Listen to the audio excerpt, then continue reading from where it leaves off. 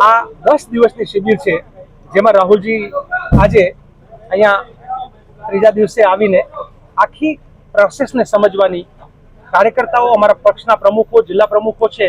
એને કેવી મુશ્કેલીઓ પડે છે, કઈ રીતે એ લોકો કામ કરે છે, એમાં કેવા ફાયદા ગેરફાયદા શું લાગે છે, એક માહોલ, જેમ કે આખું સંગઠન સર્જન પછી ગુજરાતમાં કોંગ્રેસની વિઝિબિલિટી વધી છે, ઠેર ઠેર આપ જોશો કે પ્રોટેસ્ટ, જનતાના મુદ્દે લડાઈઓ લડવાનું પ્રમાણ પણ વધ્યું છે, જિલ્લા કક્ષાએ આખી જનતાના અધિકારોને કાર્યક્રમો થઈ રહ્યા છે, બીજી બાજુ ખેડૂત અધિકાર યાત્રા પણ શરૂ થઈ ગઈ છે, એટલે ઠેર ઠેર જે આખો એક બદલાવ છે, તો એ કેવી રીતે બદલાવ આવ્યો, કેટલો રિસ્પોન્સ છે, એના વિશે પણ જાણ્યું, પણ સાથે સાથે એમણે આજે અમારા જિલ્લા અધ્યક્ષોના પરિવારોના સુખ દુઃખ વિશે પણ કહ્યું કે આખા ભારતમાં કોંગ્રેસના કાર્યકર્તાઓ એ આપણા એક બૃહદ પરિવાર છે, એક પરિવાર ભાવના જે કોંગ્રેસમાં સૌના માટેની છે, તો એના બાળકો વિશે એટલે ખૂબ બધી રીતે વ્યક્તિગત એમને કનેક્ટ કરવાની કોશિશ કરી, સાથે સાથે પણ કહ્યું કે આપણે લોકોએ જનતા સાથે આ જ પદ્ધતિએ એના સુખ દુઃખના સાથી બનશું તો આવનાર સમયમાં લોકોના દિલ જીતશું તો ચૂંટણીઓ જીતશું। એ જે કોન્सेप्ट છે અમારો, એ કોન્सेप्टના સંદર્ભમાં કીધું કે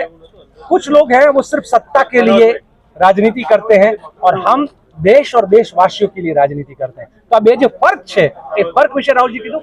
आर्थिक, सामाजिक, शैक्षणिक, राजनैतिक, शैक्षणिक आ बधा ज प्रकारना जे इनजस्टिस है, એટલે આજનું એક જે સેશન હતું આખું કે ભાઈ એક સોશિયલ ઇનજસ્ટિસ થી લઈને પોલિટિકલ અને ઇકોનોમિક ઇનજસ્ટિસ આ શું છે અને એમાં આપણે શું ભૂમિકા કરી શકીએ એની વાત કરી। એક બહુ જ મહત્વની વાત જે મને પણ આજે ક્યાંક પોતે વિચારતો થયો, કારણ કે તાલીમકાર તરીકે તાલીમ આપતો હોય, પણ આજે જે મેં વિચાર કે આપણે બધા વ્યક્તિઓ જે છે એ કોઈક ને કોઈક રીતે પદ અને પ્રતિષ્ઠાના ઘમંડમાં રાચતા હોઈએ છીએ, એટલે પદ અને પ્રતિષ્ઠાના ઘમંડને જેટલો ઓગાળી શકાય અને એક સહજ